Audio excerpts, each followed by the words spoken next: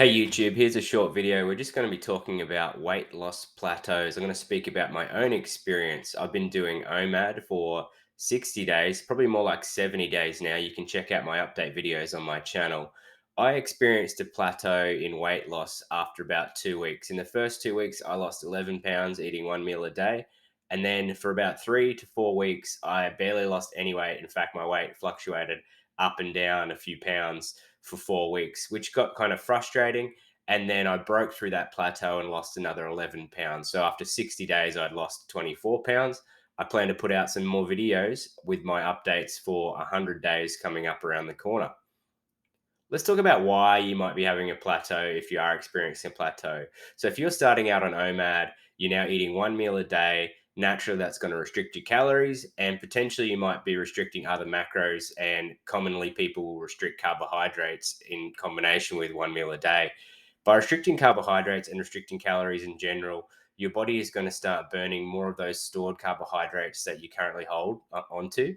And that's going to immediately result in a lot of weight loss due to the water that is associated with the carbohydrate. So, if you think of a carbohydrate molecule, it contains carbon and hydrates, obviously hydrogen, or in this case, water, H2O.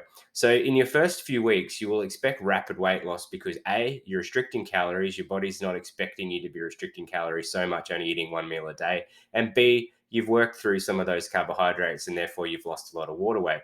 So, I guess the moral to the story is expect the plateau.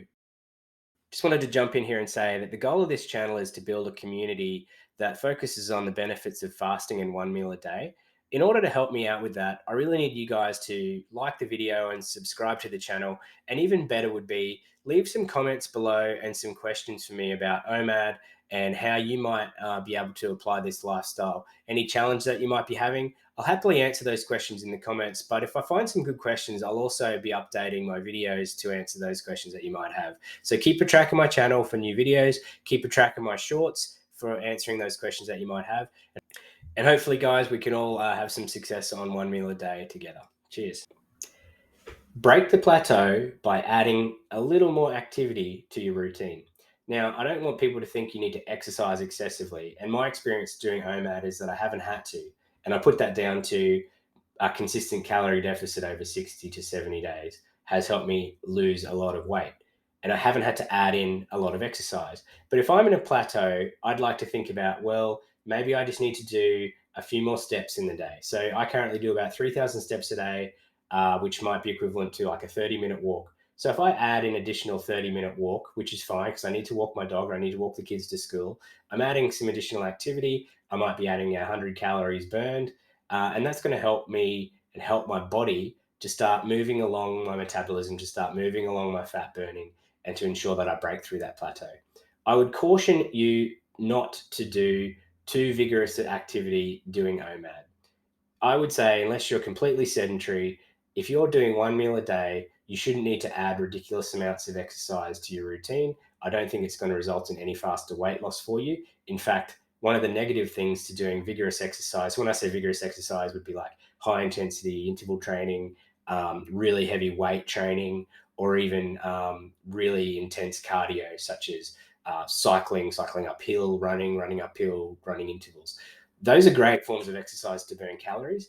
But when you're doing one meal a day, one of the main things that you're combating is your hunger and your cravings during the fasting window. So if you're doing really vigorous, intense exercise, in my experience, that generally makes you hungrier. So I try to avoid really vigorous and intense exercise. I'll do it if I have to or if I want to. I am training to go on a big hike, but I need to be mindful that that's going to trigger for me more hunger and my appetite and perhaps be a negative or a challenge for me to do one meal a day. So add a little bit of exercise if you want to break through that plateau. But my recommendation would be don't overdo it. And I find as you lose weight, you actually enjoy exercise a little bit more because it becomes a little bit easier. The next thing to think about in breaking a plateau is be mindful of the calories that you're eating. Some people say that on OMAD you can eat whatever you want for your one meal a day. That's complete BS. If you are eating more calories than you're burning, you will not lose weight. I would say if you're at a plateau, try and have a look at the calories that you're taking in during your one meal and start focusing on reducing those calories by eating lower calorie density foods. So things that are high in calories but low in volume, such as fat, such as sugar, such as carbohydrates, and processed foods, are foods you want to avoid. Things that are high in volume or weight but low in calories are good foods for you if you are doing one meal a day. So that would be leafy greens, vegetables, berries, most fruit, and some protein in lean form, such as lean fish, lean chicken, lean beef, lean pork. So those foods are all very low calorie density. So for the volume, they have low amount of calories. Trust the process. My goal is 100 days. And if I just think about consistently doing one meal a day, I know that in 100 days, I will have achieved a really great amount of caloric deficit and I'll be in a net deficit across those 100 days. It's really simple math. 100 days on my normal diet of 3 meals a day would be 300 meals.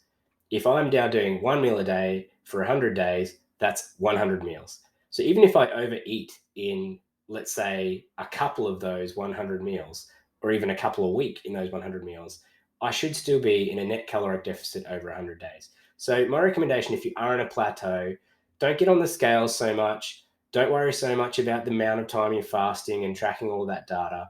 Just think about being consistent, consistently having your one meal a day. Don't worry about tracking the fast duration. Just think about eating at the same time every day and be consistent, because if you stick to it and you stick to it for a long period of time, you will break through that plateau and you will achieve the results you want to achieve. So trust the process and be consistent.